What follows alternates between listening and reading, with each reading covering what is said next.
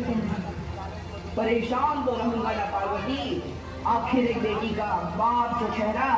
पार्वती, अब उसके हाथ पीले करने का समय आ गया है। पर हमारी आनंदी तो अभी सिर्फ 9 साल की है। अभी तो उसके पढ़ने लिखने और खेलने कूदने के दिन हैं। देख पार्वती, लड़कियां पराया धर्म होती है और जितना जल्दी इन्हें घर से विदा कर दे उतना अच्छा है। कल से आनंदी की पढ़ाई लिखाई बंद। पर बापू, इसमें मेरी क्या गलती है? आप मुझे पढ़ाई करने क्यों नहीं देते? तेरी गलती है कि तू एक लड़की है। लड़का होती तो क्या बापू? लड़का होती तो क्या? ऐ लड़की, ज्यादा जबान ना चला, नहीं तो जबान हला से खींचकर बाहर निकाल दूंगा। बापू, मैं पढ़ लिख कर कुछ बनना चाहती हूँ। मेरी पढ़ाई ना रोको बापू। आनंदी, तुझे पढ़ना है तो पढ़, लेकिन सारी उम्र बाप की छाती पर ये बोझ बनकर ना बैठ। पर बापू, अभी तो मेरी उम्र पढ़ाई लिखाई की है। मुझे पढ़ लिख कर डॉक्टर बनना है। पढ़ाई पढ़ाई पढ़ाई, आज तो तेरी किताबों का काम तमाम करके ही छोड़ूंगा। ये ले। नहीं बापू, मत पढ़ो बापू। छोरी। नहीं बापू, नहीं। बापू, फिर तुमने क्या किया? तुमने मेरी इन किताबों को ही नहीं पढ़ा बापू। मेरी किस्मत फाड़ दी, मेरी किस्मत। ये कापी किताबें ना सिर्फ छोरों के हाथ में अच्छी लगती है, लड़कियों के हाथ में तो सिर्फ मेहंदी अच्छी लगती है, मेहंदी। पर बापू, मैं लड़की हूँ तो क्या हुआ? लड़का और लड़की तो हमारे दोनों आंखों के समान होते हैं। चुप कर आनंदी, और यह एहसान मान कि अब तक जिंदा है तू। कहीं बचपन में गला दबा कर मार दिया होता तो यह तेरी बकबक नहीं सुननी पड़ती आज। पर बापू, मुझे चूल्हा जलाना अच्छा ना लगे है। देख छोरी, जितना जल्दी हो तू चूल्हा जलाना सीख ले, उतना ही अच्छा है तेरे लिए। और हाँ, तेरा ब्याह तो होगा, वो भी कल के कल। अपना जीवन है तुम्हारी यह कहानी। आंचल में है दूध और आंखों में है पानी। मुझे माफ कर दे बेटी, तेरे बापू के जिद के आगे मेरी एक न चलेगी। माफ कर दे बेटी, मुझे माफ कर दे।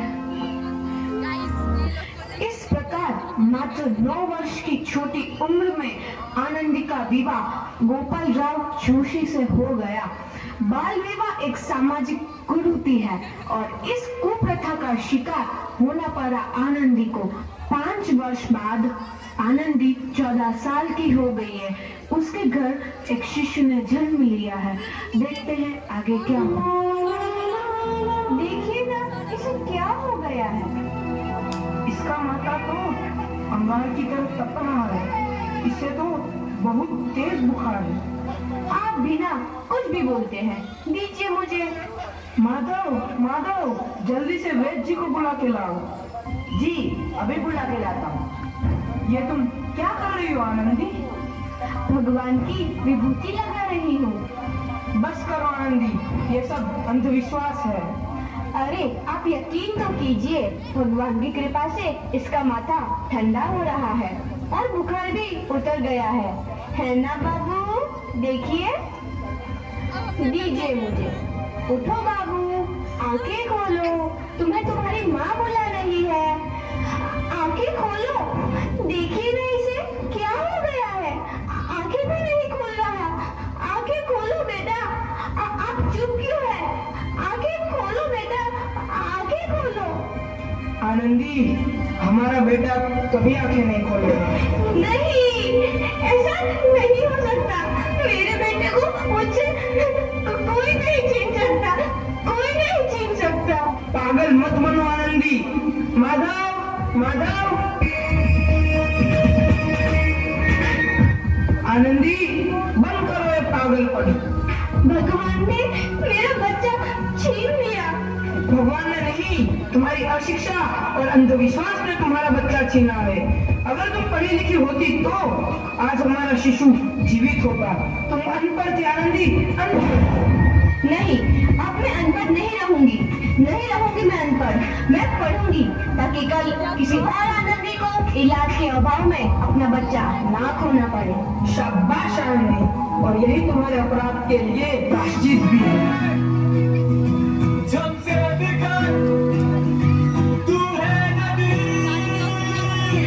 आनंदी, तुम्हारी 12वीं का परिणाम आ गया है। तुमने पूरे कॉलेज में प्रथम स्थान अर्जित किया है। आनंदी, तुम्हारी मेहनत रंग लाई है। तुम्हें शिक्षा वृत्ति मिली है। ये लो तुम्हारे अमेरिका जाने की टिकट। मुझे शिक्षा वृत्ति मिल गई, मैं अमेरिका जा रही हूँ। पर ये सब मैं अकेले कैसे कर पाऊंगी? आनंदी, अपने आप को इतना कमजोर क्यों समझ रही हो? फिर इतना पढ़ने लिखने का क्या फायदा? तुम अभी गवार की गवार नहीं हूँ मैं अब गवार।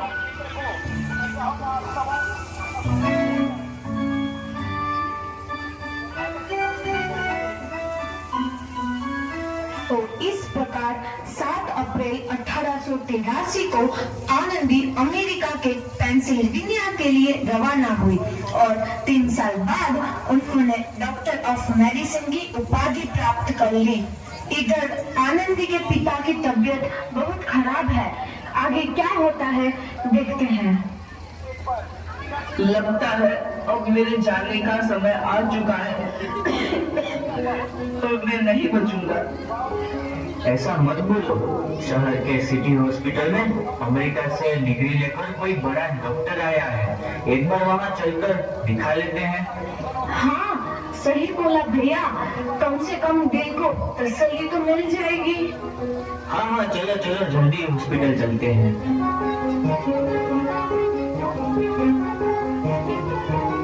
इस मरीज की हालत तो बहुत ही खराब है। कोई चमत्कार ही इसे बचा सकता है। ऐसा मत बोलो भाई, डॉक्टर साहब कब तक आ जाएंगे? लो आ गई डॉक्टर मैडम। डॉक्टर मैडम जल्दी देखिए, मरीज की हालत बहुत ही खराब है।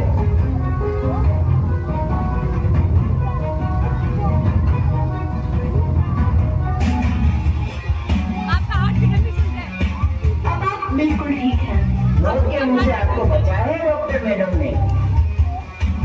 डॉक्टर साहब ने मुझे बचा लिया। मुझे मिलना है डॉक्टर साहब से। डॉक्टर साहब नहीं, डॉक्टर मैडम बोलो। डॉक्टर मैडम, उन्होंने ही तुम्हें जीवन दान दिया है। लो आ गई डॉक्टर मैडम, मिल लो उनसे। डॉक्टर मैडम, आपका बहुत बहुत धन्यवाद। आपने मेरी जान बचाई। इसके बदले में मैं गरीब बना आपको क्या दे सकता हूँ? वचन चाहिए मुझे कि कभी ये नहीं कहोगे कि लड़कियां कुछ नहीं कर सकती। वचन? ये कैसा वचन? अरे श्यामलाल, तुमने पहचाना नहीं? तुम्हारी बेटी आनंदी। आनंदी? मेरी बेटी आनंदी? डॉक्टर? हाँ बाबू, वही आनंदी जिसके लिए बचपन में तूने चूल्हा और दूल्हा के अलावा कुछ नहीं सोचा था। आनंदी, आनंदी मेरी बेटी, मुझे माफ कर दे। मैं तेरा गुनहगार हूँ बेटी। नहीं नहीं बापू, वही आनंदी जिसके हाथ पीले करके तुम उसकी सारी जिंदगी काला कर देना चाहते थे। माफ कर दे मुझे मेरी बच्ची, माफ कर दे। मैं तेरा अपराधी हूँ मेरी बच्ची, माफ कर दे। नहीं बापू, मैंने तो तेरा एहसान चुकाया है। याद है ना अपना एहसान जो बचपन में तुमने मुझ पर किया था? ताने सुना सुना कर जीते जी मार डाला था मुझको। अब बोल, और किस किस को मारेगा? आनंदी बेटी, मुझे माफ कर दे मेरी बच्ची। मैं तेरा गुनहगार हूँ। बापू, आपने ही तो बोला था किताबें सिर्फ बेटों के हाथ में अच्छी लगती है, बेटियों के हाथ में तो सिर्फ मेहंदी। बेटों और बेटियों में फर्क करना तो आंखों में फर्क करने समान है। एक का पढ़ना और दूसरे का ना पढ़ना सामाजिक अधिकार है बापू, सामाजिक अधिकार। उपकार मांगता हूँ मैं तुझ जैसी बेटी का, जिसने सारी उम्र मुझसे कुछ ना मांगा। मांगा तो सिर्फ बराबरी का दर्जा। वरना सच तो यह है कि मैं तेरी माफी के लायक भी ना हूँ। मुझे सब बाप तेरी बराबरी कर सके, उसके मैं लायक भी ना हूँ मेरी बेटी, लायक भी ना हूँ। अपने बापू को क्या माफ नहीं करोगी आनंदी? माफ कर दो आनंदी, माफ कर दो। सुबह का भूला यदि शाम को घर लौट आए तो उसे भूला नहीं कहते। बापू। तो इस प्रकार आनंदीबाई जोशी ने अपनी मेहनत और अटूट इरादे से न केवल भारत की पहली महिला डॉक्टर बनी, बल्कि आगे चल के उन लड़कियों के लिए सुनहरा रास्ता दिखा गई जो जीवन में कुछ करना चाहती थी।